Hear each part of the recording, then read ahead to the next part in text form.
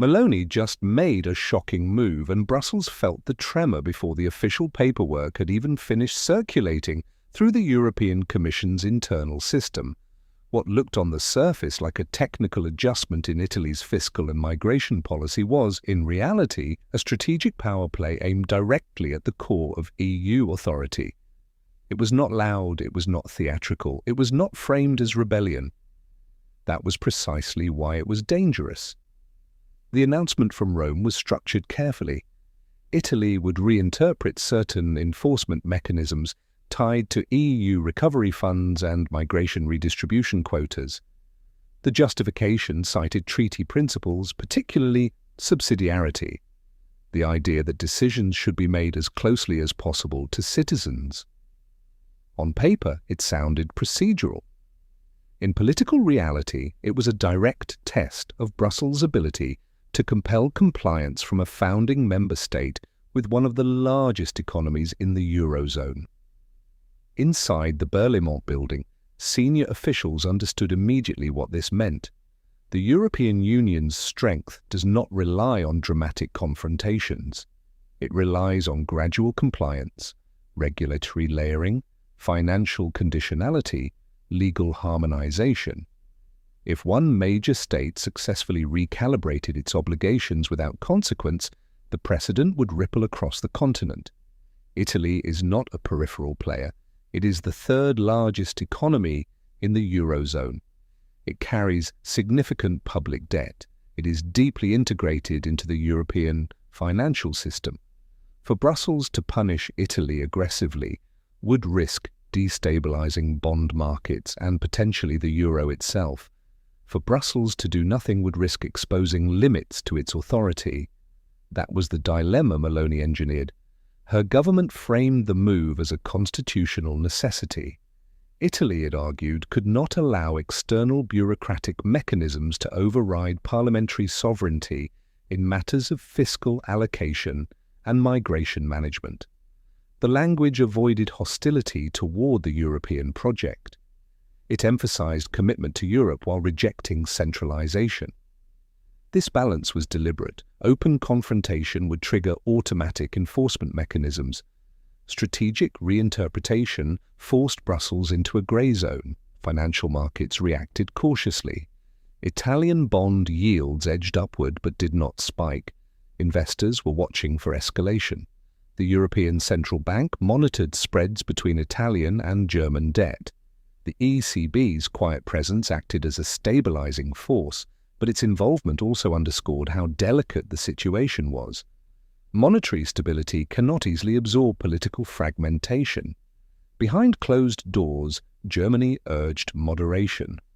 Berlin understood that destabilizing Italy would carry systemic risk. France evaluated whether supporting a firm response would preserve EU credibility or inflame nationalist sentiment across member states. Eastern European governments observed closely, some privately admiring the maneuver. Many had long argued that Brussels extends regulatory authority beyond democratic mandate. Meloni's political instincts were sharp. She timed her move amid economic stagnation across the continent. Energy costs remained elevated. Growth forecasts were weak. Public frustration with bureaucratic governance was rising in multiple states. By presenting her action as a defense of democratic accountability rather than a rejection of Europe, she positioned herself as a reformer rather than a disruptor. That narrative mattered. The European Union depends heavily on perception. It negotiates trade agreements as a unified bloc.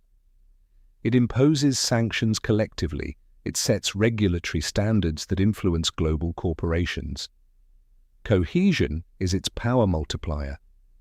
If cohesion appears fragile, leverage declines. The Commission initially responded with procedural language. It announced a review, technical consultations, legal assessments. Time was deployed as a strategic buffer. Brussels has historically used time to diffuse tension, but time can also embolden defiance if consequences fail to materialize. In Rome, Meloni capitalized on the pause. She reinforced the message that Italy was acting within treaty bounds. She repeated themes of sovereignty and constitutional balance. Domestic approval ratings reflected support. That political reinforcement increased her leverage in ongoing negotiations. The broader European political landscape amplified the stakes. In the Netherlands, populist movements were gaining traction. In France, skepticism toward Brussels remained persistent. In Germany, economic strain fueled debate about fiscal transfers within the Eurozone. If Italy demonstrated that reinterpretation of EU rules could be achieved without catastrophic retaliation, others might follow. Brussels began scenario planning. One path envisioned Italy quietly modifying its stance after symbolic resistance. Another anticipated a negotiated compromise allowing Rome to claim partial victory while preserving institutional authority. A more dangerous path foresaw escalating defiance triggering funding suspensions and market instability. The most destabilizing scenario involved multiple states aligning around a sovereignty bloc that diluted Commission enforcement capacity. The structural tension at the center of this crisis is embedded in the EU's design. The Union blends supranational authority with national sovereignty. It functions through treaty obligations but relies on political will. Unlike a centralized federal state, enforcement depends on consent, reinforced by incentives and peer pressure. Meloni tested the elasticity of that consent. Migration policy intensified the confrontation. Mediterranean states have long argued that burden-sharing mechanisms unfairly distribute responsibility. Italy has borne disproportionate pressure from migration flows across the Mediterranean. By challenging redistribution quotas tied to recovery funds, Rome tapped into public frustration. This was not an abstract institutional debate. It touched daily governance and national identity. Fiscal oversight added another layer. EU rules limit deficit levels and debt ratios. Italy's public debt remains high. Brussels maintains oversight mechanisms to ensure stability within the Eurozone. Reinterpreting compliance risked unsettling financial confidence. Yet strict enforcement could provoke political backlash severe enough to outweigh fiscal discipline benefits. Meloni's move was neither impulsive nor isolated. It followed months of rhetorical positioning emphasizing national interest within European cooperation. She consistently avoided exit language. There was no talk of abandoning the euro or withdrawing from treaties. Instead, she framed integration as a partnership requiring balance rather than hierarchy. That framing complicated Brussels' options. Aggressive enforcement might confirm accusations of bureaucratic overreach. Passivity might signal weakness. The Commission sought middle ground, emphasizing dialogue while preparing contingency measures. International observers watched carefully. In Washington, policymakers evaluated whether internal European strain would affect transatlantic coordination on trade and security. In Moscow, analysts assessed whether fragmentation within the EU could weaken sanctions unity. In Beijing, strategists examined opportunities for economic engagement amid European recalibration. The Eurozone's structural stability rested in the background.